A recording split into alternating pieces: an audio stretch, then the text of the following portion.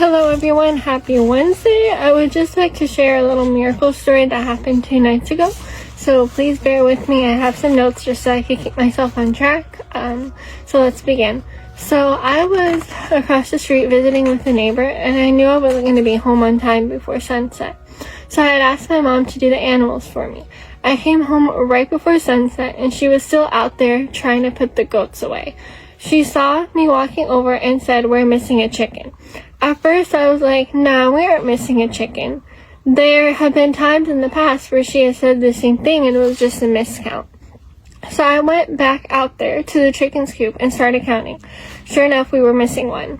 Then I was like, well, which one are we missing then? And I examined all the chickens and realized we were missing the baby hen that I had just introduced to the flock a few weeks ago. Immediately, I ran inside, grabbed a flashlight, ran into the barn, and grabbed some food, because whenever I shake some food, if there's ever a chicken missing, they always come running.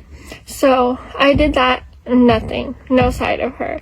I walked around the whole perimeter, I turned on the flashlight, searched the whole area. We have our chickens in a little fenced-in area, so I walked around that whole fenced-in area, looked in every corner, everywhere. I couldn't find her. And I scanned to the top, to the bottom, everywhere. I couldn't find her. So I was pretty sad. I went ahead and locked up the other chickens, and I went inside. So I went inside because it was pitch black, and I'm like, I can't be out here. So as I was inside, thoughts began to flood my mind, like, what if I would have came home earlier? What if she's out there now and something might get her overnight? What can I do in my power?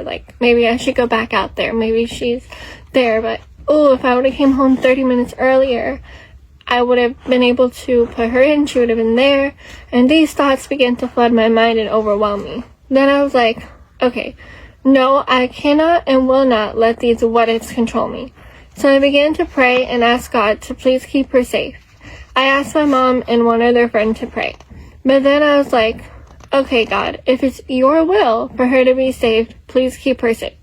But if that's not your will, then please just don't let me find her in the yard dead. So a few feathers, yes, I can deal with that, but to find her dead in the yard was just too much. So I was content that the situation was in God's hands, and I went to bed with peace in my mind. I wasn't able to have peace before I just let go of it, and because I was just in my mind, I'm like, but what if I could have done this? And I was like, okay, no, this is gonna drive me crazy. I cannot do that. I have to just put it in God's hands and say, you know what, it's your will, God. If you want her to be safe, you will keep her safe. If you don't want her to be safe, then please just don't let me find her. If she just disappears, I will be rather that. So in the morning, I woke up, went downstairs, and went to my parents' room, and it was just starting to get light outside. I peeked outside and scanned the whole area. I didn't see her. I was sad. I didn't want to go outside. And when you're like, okay, I gotta go outside, but I don't want to. You're gonna postpone it as much as you can. So I rested for another hour and a half, and I woke up again at 8:15, and I was like, okay, I gotta eat, and I have school at 9:15, so I gotta get up now. So I knew I needed to go to the animals, and there was no more time to spare, so I'm like, okay, grabbed my shoes, went outside, and I grabbed the key to the barn.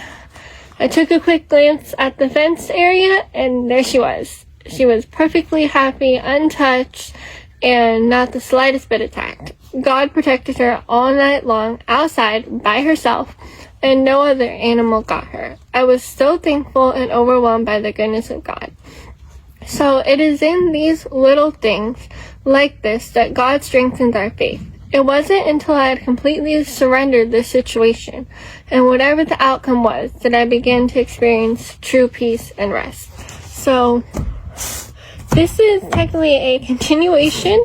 I didn't intend it to be this way, but God did. Early in the week, the faith that can move mountains, that one.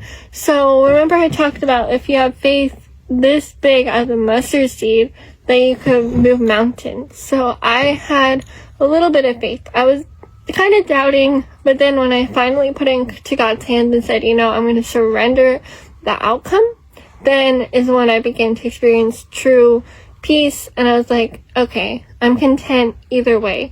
So God used this situation to strengthen my faith, and this was actually like my first miracle story that I have personally witnessed, and I'm just so grateful, and I'm just so thankful for this, and I hope this was a blessing. I hope this helped everyone see how God cares about the little things in life. And the jacket that I'm wearing says faith over fear, pray more, worry less, bloom in grace. So this is just my reminder today.